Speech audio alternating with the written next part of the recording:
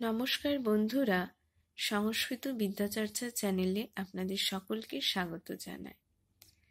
শ্রীমদ্ ভগবদ্গীতার প্রথম অধ্যায়ের বেশ কিছু শ্লোক এবং সেই শ্লোকগুলির বাংলা অর্থ সম্পর্কে আমি আগের ভিডিওতে আলোচনা করেছি। আজকে বাকি শ্লোকগুলো এবং তার অর্থ আপনাদেরকে জানাবো। তাহলে আজকের বিষয়ের আলোচনা শুরু করা যাক।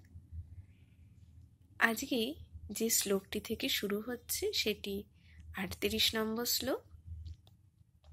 বলা হচ্ছে, ইয়দ্যপেতে ন পশ্যন্তি লোভ অপহত চেতসঃ কুলক্ষয়কৃতং দোষং মিত্রদ্রোহে চ পাতকম।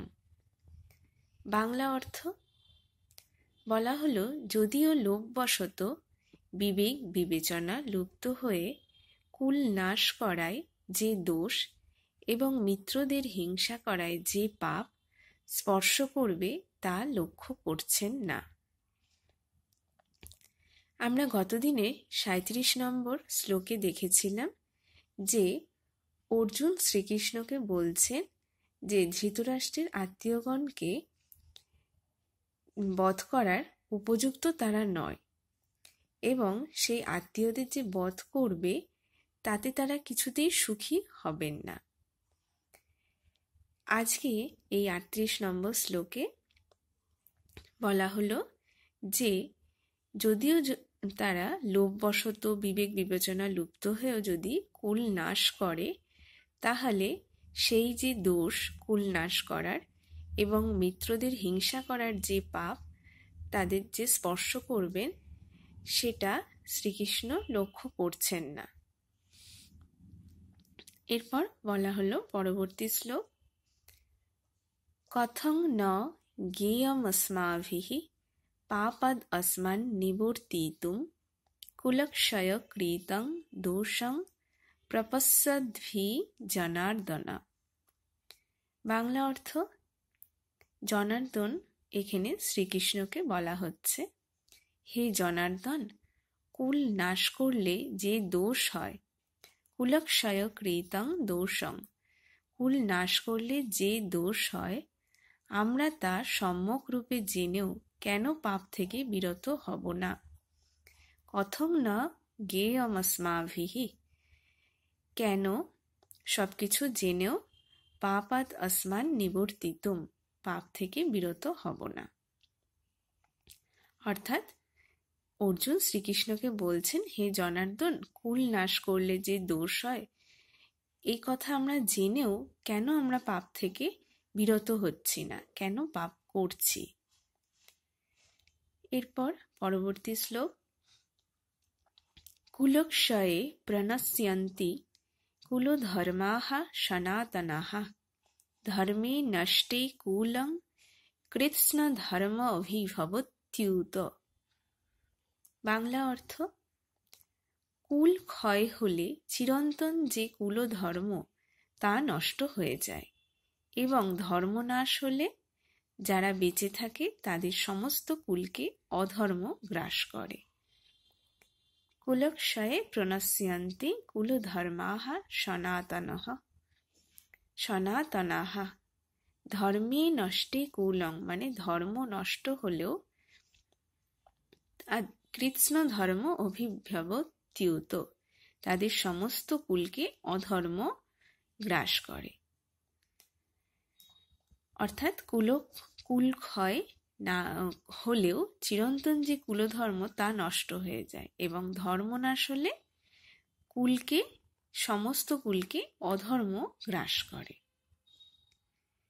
তারপর বলা হলো পরবর্তী শ্লোক, অধর্মাভিভবাৎ কৃষ্ণ প্রদুষ্যন্তি কুলস্ত্রিয়ঃ স্ত্রীষু দুষ্টাসু বার্ষ্ণেয় জায়তে বর্ণসংকরঃ। বলা হচ্ছে, হে কৃষ্ণ, অধর্ম অত্যধিক বৃদ্ধি পেলে স্ত্রীগণ দূষিতা হন এবং হে বার্ষ্ণেয়, স্ত্রীলোকগণ দূষিতা হলে বর্ণসংকর উৎপন্ন হয়। এখানে কৃষ্ণকে বার্ষ্ণেয়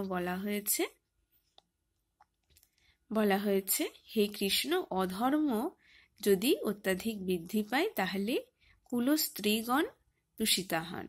প্রদুষ্যন্তি কুলস্ত্রিয়ঃ, অর্থাৎ কুলস্ত্রীগণ দূষিতা হন। স্ত্রীষু দুষ্টাসু বার্ষ্ণেয় জায়তে বর্ণসংকরঃ, মানে স্ত্রীলোকগণ দূষিতা হলে বর্ণসংকর উৎপন্ন হয়। পরবর্তী শ্লোক